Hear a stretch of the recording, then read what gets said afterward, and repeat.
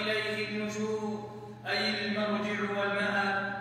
فقد صح عن النبي صلى الله عليه وسلم أنه قال: لا تزول قدم عبد يوم القيامة حتى يسأل عن أربع، وذكر منها: وعن ماله من أين اكتسبه وفيما أنفقه. عباد الله، إن من نعم الله على عباده أن هيأ لهم أنواع المكاسب الطيبة ووجوه الأرباح المباحة، وجعل أمر الحل بينا وأمر الحرام بينا.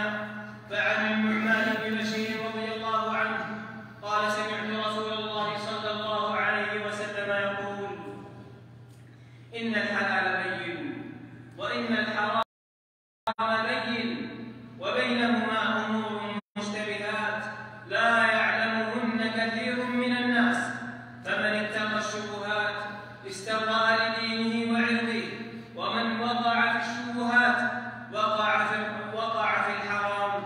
كالراعي يرعى حول الحمى يوشك أن يرتع فيه، ألا وإن لكل ملك حمى، ألا وإن حمى الله محارمه، ألا وإن في الجسد مضغة إذا صلحت صلح الجسد كله، وإذا فسدت فسد الجسد كله، ألا وهي القلب. فما أعظم هذا الحديث يا عباد الله، وما أروع بيانه، وما أكمل ما فيه من نصح ودلالة وإرشاد. قسم فيه النبي صلى الله عليه وسلم الأشياء إلى 3 أقسام: قسم حلال بين أي واضح حله لا اشتباه فيه، وقسم وصفه النبي صلى الله عليه وسلم بالحرام البين، فحرمته واضحة لكل مسلم لا اشتباه فيها. وقسم ثالث يا عباد الله وصفه النبي صلى الله عليه وسلم بأنه مشتبه ليس على الناس كلهم ولا على المسلمين جميعهم، وإنما هو مشتبه على كثير من الناس من جهال المسلمين وعوامهم، ومن ليس عندهم علم ولا فقه ولا بصيرة في دين الله. فقد قال عليه الصلاة والسلام: وبينهما أمور مشتبهات لا يعلمهن كثير من الناس. وهنا يا عباد الله، هنا يظهر مقام العلماء ومكانتهم الرفيعة ومنة الله عليهم بزوال الاشتباه واتضاح الأمور وعدم التباسها عليهم. فما أعظم أثرهم على الناس وما أوسع نفعهم. كيف لا يا عباد الله، وهم ورثة الأنبياء. ثم بين صلى الله عليه وسلم في هذا الحديث الطريقة السديدة والمسلك الرشيد عند اشتباه الأمور والتباسها إلى ما لا يصير الإنسان وما لا يفعل. فقال عليه الصلاة والسلام: فمن اتقى الشبهات استبرأ لدينه وعرضه، أي ابتعد عنها ولم يقاربها، فإنه بذلك يستبرئ لدينه، أي فيما بينه وبين الله، ويستبرئ لعرضه، أي فيما بينه وبين الناس. أعوذ بالله من الشيطان الرجيم. يا أيها الذين آمنوا كلوا من طيبات ما رزقناكم واشكروا لله إن كنتم إياه تعبدون. بارك الله لي ولكم في القرآن العظيم، ونفعني وإياكم بما فيه من الآيات والذكر الحكيم. أقول ما سمعتم وأستغفر الله لي ولكم ولسائر المسلمين من كل ذنب، فتوبوا إليه واستغفروه إنه هو الغفور الرحيم.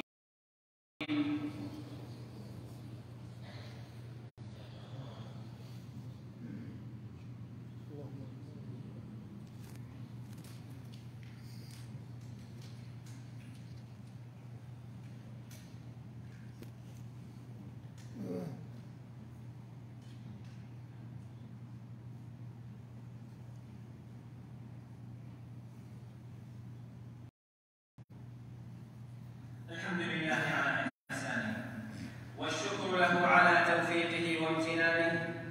وأشهد أن لا إله إلا الله وحده لا شريك له تعظيما لشأنه، وأشهد أن محمدًا عبده ورسوله صلى الله عليه وعلى آله وأصحابه والتابعين ومن تبعهم بإحسان إلى يوم الدين. أما بعد، عباد الله، إن الفقه في هذا الباب تمس إليه الحاجة، ولا سيما يا عباد الله في هذا الزمان الذي اختلط فيه الحابل والنابل والتبست فيه كثير من الأمور على الناس، فالواجب على المسلم أن يطلب دائما وأبدا البراءة لدينه وعرضه، ليلقى الله عز وجل بحالة طيبة وببعد عن المحرمات وأسبابها ووسائلها. فقد روى الإمام أحمد في مسنده عن وابصة بن معبد رضي الله عنه قال: أتيت النبي صلى الله عليه وسلم فقال: جئت تسأل عن البر والإثم، فقلت والذي بعثك بالحق ما جئت أسألك عن غيره. فقال: البر من شرح له صدرك، والإثم ما حاك في صدرك وإن أفتاك عنه الناس. وروى الإمام مسلم عن النواس بن سمعان رضي الله عنه قال: قال رسول الله صلى الله عليه وسلم: البر حسن الخلق، والإثم ما حاك في نفسك وكرهت أن يطلع عليه الناس. فاللهم فقهنا في دينك وبصرنا بسنة نبيك محمد صلى الله عليه وسلم. اللهم وفقنا للمال الطيب، اللهم وفقنا للمال الطيب والكسب المباح، وباعد بيننا وبين المحرمات، ووفقنا لاتقاء الشبهات، واجعلنا إلهنا ممن يأكلون الطيبات ويحمدونك على نعمك ويشكرونك على آلائك ومننك، إنك سميع قريب مجيب الدعاء، وأنت أهل الرجاء، وأنت حسبنا ونعم الوكيل. اللهم أعز الإسلام والمسلمين، اللهم أعز الإسلام والمسلمين، وأذل الشرك والمشركين، ودمر أعداء الدين، واحم عودة الدين يا رب العالمين. اللهم آمنا في أوطاننا، واصلح أئمتنا وولاة أمورنا، اللهم خذ بنواصيهم للبر والتقوى ومن العمل ما ترضى. اللهم هيئ لهم البطانة الصالحة التي تدلهم على الخير وتحذرهم من الشر وتبعدهم عنه يا رب العالمين. اللهم إنا نسألك الجنة وما قرب إليها من قول أو عمل، ونعوذ بك من النار وما قرب إليها من قول أو عمل. اللهم إنا نسألك موجبات رحمتك وعزائم مغفرتك والغنيمة من كل بر والفوز بالجنة والنجاة من النار. اللهم اغفر لنا ما قدمنا وما أخرنا وما أسررنا وما أعلنا وما أنت أعلم به منا، أنت المقدم وأنت المؤخر، لا إله إلا أنت. اللهم فرج هم المهمومين، اللهم فرج هم المهمومين، ونفس كرب المكروبين، واقض الدين عن المدينين. اللهم اشف بلطفك مرضانا ومرضى المسلمين، اللهم اشف بلطفك مرضانا ومرضى المسلمين، اللهم اشف بلطفك مرضانا ومرضى المسلمين، اللهم ارحم موتانا وموتى المسلمين، اللهم ارحم موتانا وموتى المسلمين، اللهم ارحمنا إذا صرنا إلى ما صاروا إليه، اللهم ارحمنا إذا صرنا إلى ما صاروا إليه. اللهم اجعل آخر كلامنا من الدنيا لا إله إلا الله محمد رسول الله.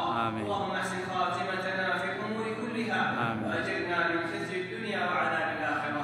ربنا آتنا في الدنيا حسنة وفي الآخرة حسنة وقنا عذاب النار. ربنا تقبل منا إنك أنت السميع العليم، وتب علينا إنك أنت التواب الرحيم. وصل اللهم وسلم على نبينا محمد وعلى آله وصحبه أجمعين. الله أكبر.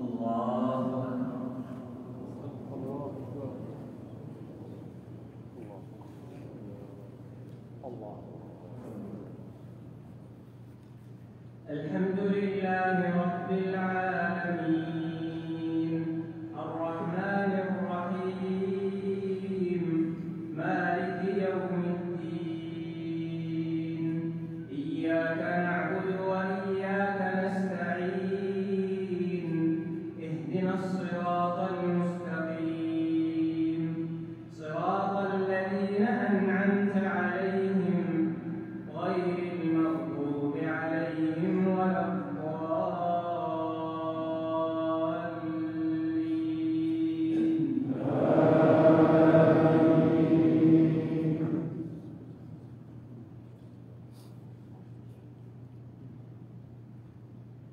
يا أيها الذين آمنوا اتقوا الله ولتنظر نفس ما قدمت لغد واتقوا الله إن الله خبير بما تعملون ولا تكونوا كالذين نسوا الله فأنساهم أنفسهم أولئك هم الفاسقون لا يستوي أصحاب النار وأصحاب الجنة أصحاب الجنة هم الفائزون لو أنزلنا هذا القرآن على جبل لرأيته خاشعا متصدعا من خشية الله وتلك الأمثال نضربها للناس لعلهم يتفكرون الله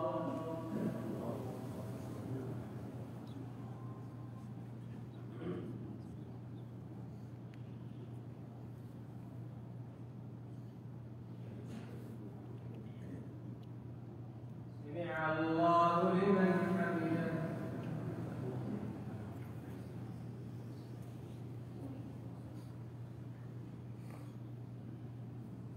الله أكبر الله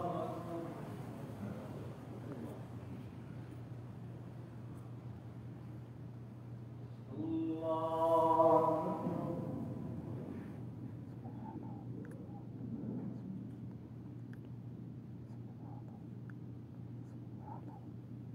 الله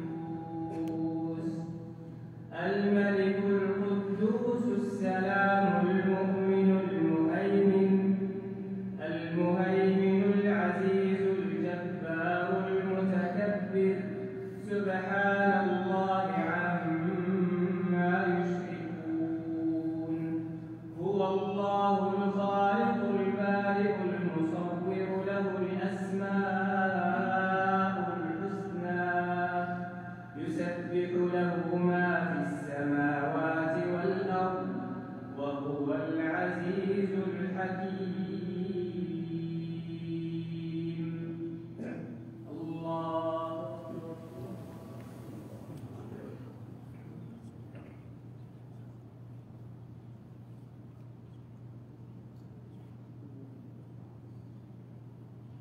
سمع الله لمن حمده.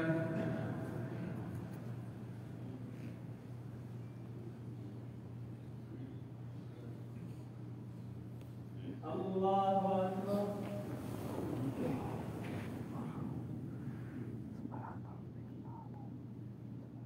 الله أكبر.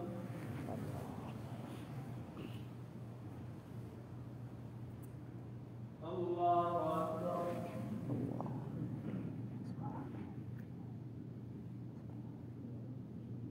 الله أكبر.